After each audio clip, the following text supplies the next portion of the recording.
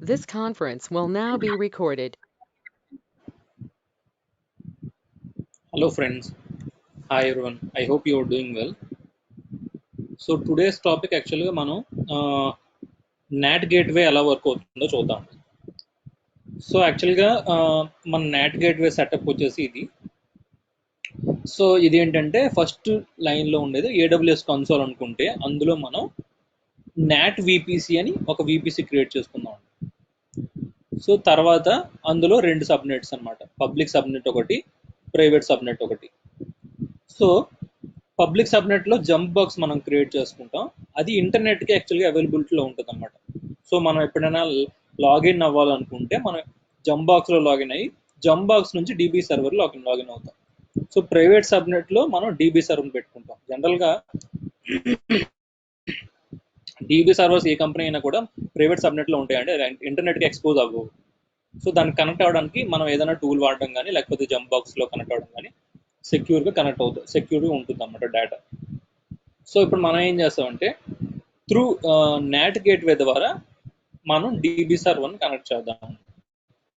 So ఎప్పుడైనా మనకి ఇప్పుడు ఇంటర్నెట్ నుంచి కనెక్ట్ అవ్వాలనుకుంటే డీబీ సర్వర్కి ఇంటర్నెట్ నుంచి ఫస్ట్ జంప్ బాక్స్లో సర్వర్ కనెక్ట్ అయ్యి జంప్ బాక్స్ నుంచి మనం డీబీ సర్వర్ కనెక్ట్ అవుతాం అన్నమాట. అంతేగాని మనం డైరెక్ట్గా మన ఇంటర్నెట్ నుంచి డీబీ సర్వర్కి కనెక్ట్ అవ్వలేము. ఇప్పుడు మరి దీంట్లోకి లాగిన్ అవ్వడానికి ఆ సెటప్ చేద్దాం. మళ్ళీ మనం డీబీ సర్వర్ నుంచి ఏమైనా ఇంటర్నెట్కి కనెక్ట్ అయ్యేలా చూసుకుందాం అనమాట. అంటే ఇన్కమింగ్ ట్రాఫిక్ ఉండదు కానీ అవుట్ గోయింగ్ ట్రాఫిక్ మాత్రం త్రూ నాట్ గేట్వే ద్వారా వెళ్ళేటట్టు మనం సెటప్ చేద్దాం. ఓకేనా అండి? సో ఫస్ట్ దీనికి మనకి ఏంటంటే డిఫాల్ట్గా ఒక విపిసి సెటప్ నేను క్రియేట్ చేస్తాను. Create VPC my NAT VPC in CADR range వచ్చేసరికి 10.0.0.0/16 create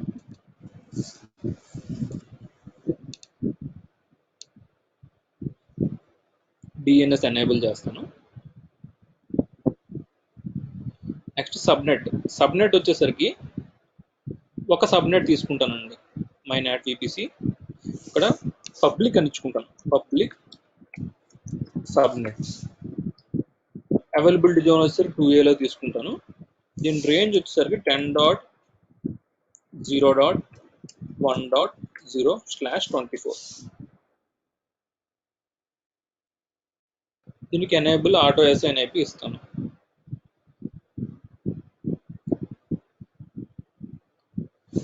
నెక్స్ట్ దీనికి ఇంటర్నెట్ గేట్వే ఒకటి క్రియేట్ చేసుకొని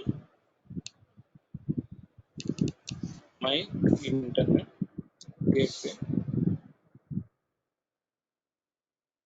అది విపిసికి అటాచ్ చేస్తాను, my NAT VPC.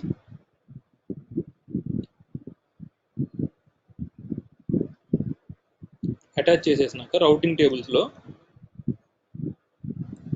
Create routing table, public routing table, my NAT VPC create.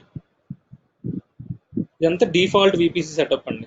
So అందుకని స్పీడ్గా చెప్తున్నాను. రౌట్స్లోకి వెళ్ళి ఈ 10 నెట్వర్క్ కాకుండా, ఈ 10 నెట్వర్క్ యాక్చువల్గా లోకల్గా రౌట్ అవుతుంది. ఆ 10 నెట్వర్క్ కాకుండా మిగతా అన్ని ఐపీలు త్రూ ఇంటర్నెట్ గేట్వే ద్వారా వెళ్ళాలని మనం ఇక్కడ రౌట్ చేస్తున్నాం అనమాట. దీని సబ్నెట్స్ వచ్చేసరికి ఎడిట్ సబ్నెట్స్ ఒకటే ఉంది కాబట్టి ఒకటి సెలెక్ట్ చేసుకుంటాం. ఇది డిఫాల్ట్ విపిసి సెటప్ అండి. ఇప్పుడు నాట్ గేట్వేకి ఏంటంటే ఒక సబ్నెట్ ఒకటి కావాలి.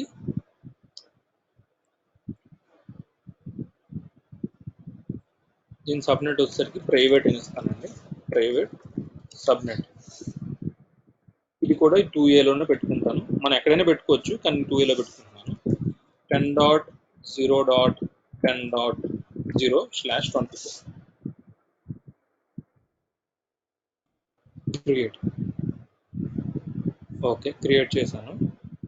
దీనికి అసైన్ ఐపీ అవసరం లేదు కానీ నేను ఇస్తున్నాను అనమాట. అంటే పబ్లిక్ ఐపీ ఇచ్చినా కూడా మనం దీంట్లో లాగిన్ అవ్వలేము.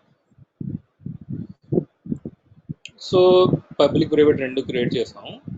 తర్వాత నాట్ గేట్వే క్రియేట్ చేసుకున్నాం. Create NAT gateway. NAT gateway name ఏంటి? My NAT gateway. ఇది మనం పబ్లిక్లో సెలెక్ట్ చేసుకోవాలండి. పబ్లిక్, ఎందుకంటే త్రూ పబ్లిక్ ద్వారా కమ్యూనికేట్ అవ్వాలని పబ్లిక్ సెలెక్ట్ చేసుకుంటాం. దీనికి ఒక ఐపీ అసైన్ కూడా అలొకేట్ చేసుకోవాలండి. ఎలాస్టిక్ ఐపీ, ఒక ఐపీ అలొకేట్ అయిపోయింది. క్రియేట్ నాట్ గేట్వే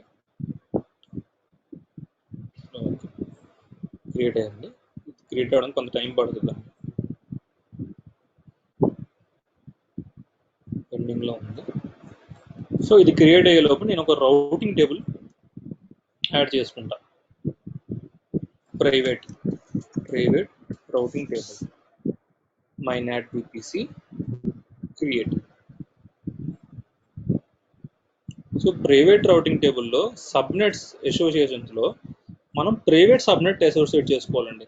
లేదు మన సబ్నెట్ పబ్లిక్ సబ్నెట్ చేసుకున్నాం అనుకుంటే, సో మీరు ఇప్పుడు ఏం చేస్తున్నట్టంటే మీరు డైరెక్ట్గా ఈ డీబీ సర్వర్ని ఇంటర్నెట్ కనెక్ట్ చేస్తున్నట్టు అనమాట. సో అందుకనే ప్రైవేట్ ఒకటే మనం సెలెక్ట్ చేసుకోవాలి. నెక్స్ట్ రౌట్స్లోకి వచ్చేసరికి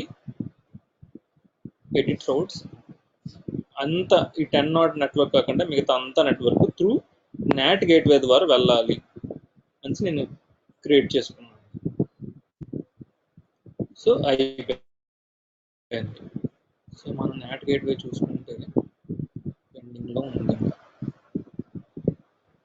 సరే ఇది క్రియేట్ అయ్యేలోపు మనం సెక్యూరిటీ గ్రూప్ ఒకటి క్రియేట్ చేసుకుందాం. Security group create security group my not security group. ఇది కూడా same VPC my NAT VPC. Inbound rules వచ్చేసరికి ఏంటి? ఆల్ ట్రాఫిక్ ఇచ్చేస్తాను. ఆల్ ట్రాఫిక్ ఇచ్చేసాను.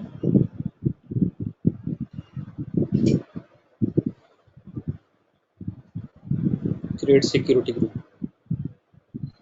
ఓకే, అంత సెటప్ అయిపోయిందండి. సో అవైలబుల్లోకి వచ్చింది. ఇప్పుడు మనం ఇన్స్టాన్సెస్లోకి వెళ్ళి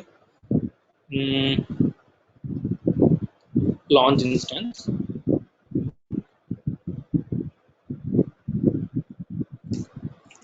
ఈ డయాగ్రామ్ చూసుకుంటే జంప్ బాక్స్ ఒకటి, డీబీ సర్వర్ ఒకటి, 2 ఇన్స్టాన్స్లు క్రియేట్ చేస్తానండి.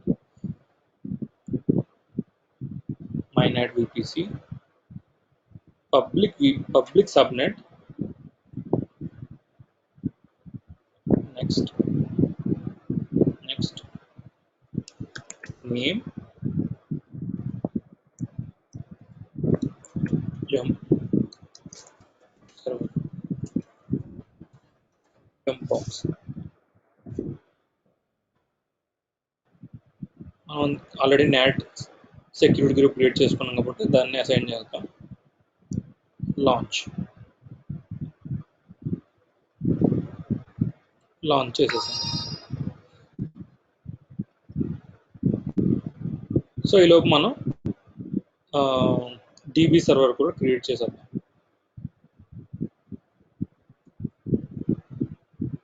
My NAT VPC private subnet,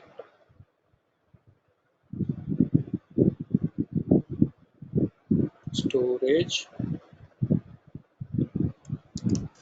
name DB server,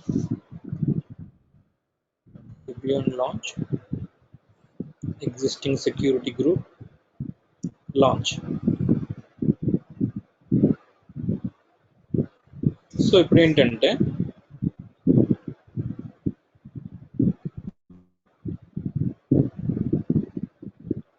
నేను ఈ సర్వర్లోకి లాగిన్ అవుతానండి.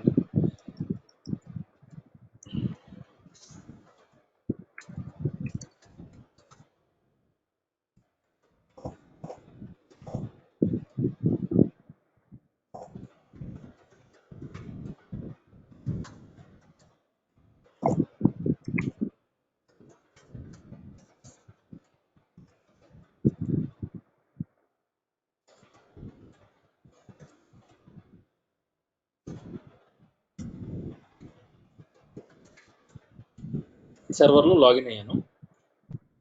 ఇప్పుడు ఏంటంటే vi db server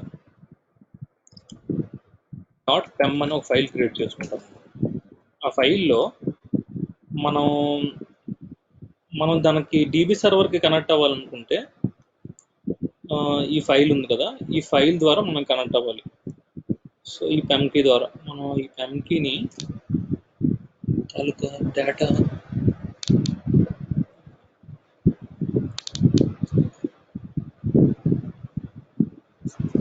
ఇందులో కాపీ చేసుకొని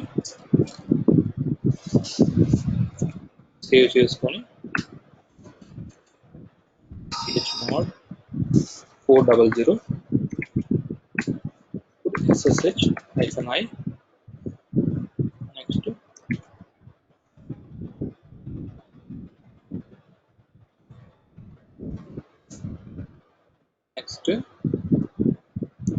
ec2-user @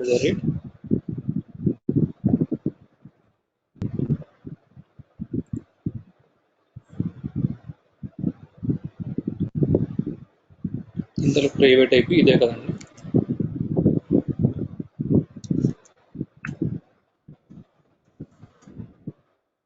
కనెక్ట్ అయింది చూసారా.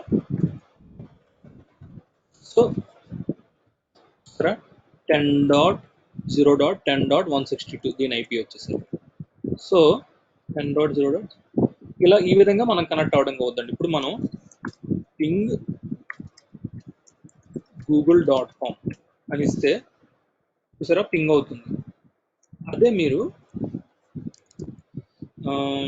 దీని పబ్లిక్ ఐపీ నుంచి ఇంకొక షెల్ ఓపెన్ చేస్తాను. నేను ఇప్పుడు బయట ఉన్నాను. సో ఇది మామూలు నా local machine. Ping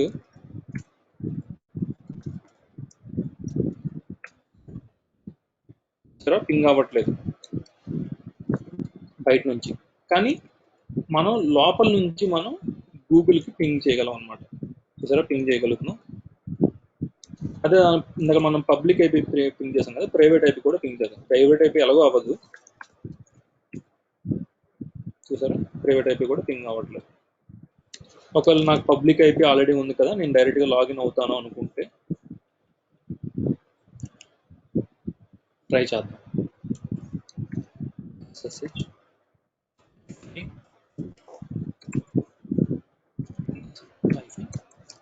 connection time out అని వస్తుంది చూసారా, కనెక్ట్ అవ్వట్లేదు. సో మనం కనెక్ట్ అవ్వాలనుకుంటే ఓన్లీ ద్వారా ఇది నాట్ గేట్వే ద్వారా వెళ్తుంది అని ఎలా చెప్తామంటే, ఇప్పుడు చూడండి ఇది గూగుల్ పింగ్ చేస్తున్నాం కదా, నేను సపోజ్ ఇందులోకి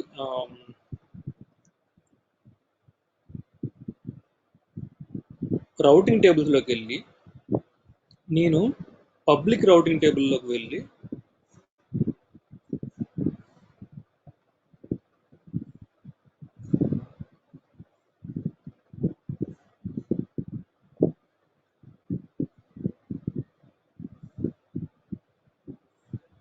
ప్రైవేట్ రౌటింగ్ టేబుల్ కదా ఉంది, ప్రైవేట్ రౌటింగ్ టేబుల్లోకి వెళ్ళి ఎడిట్స్ రౌట్లోకి వెళ్ళి నేను ఇక్కడ /20 అని ఇచ్చాను అనుకోండి. చూడండి నేను బై ఛాన్స్ నేను యాక్చువల్లీ చేంజ్ చేశాను. నేను ఇక్కడ చూడండి ఏమనిద్దాం,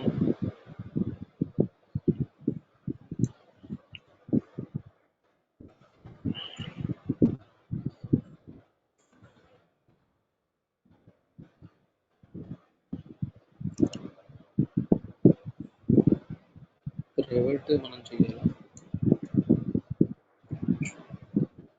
పబ్లిక్ ద్వారా వెళ్తుంది కదా.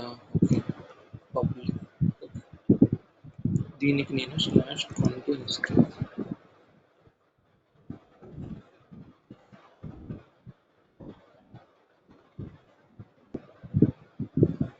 మీరు ఇక్కడ అబ్జర్వ్ చేసినట్టయితే ప్యాకెట్స్ అయిపోయి చూసారా, చూడండి 88, 89 తర్వాత ఆగిపోయింది. అదే నేను మళ్ళీ పబ్లిక్ని నేను మళ్ళీ 0కి మార్చేస్తాను అనుకోండి, మళ్ళీ పింగ్ అవుతాయి. చూడండి